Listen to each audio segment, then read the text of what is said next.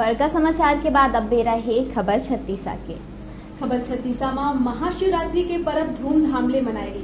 देवों के देव महादेव के दिन के चारों पहर करेगी पूजा आराधना, देखे गई आस्था के हुजूर।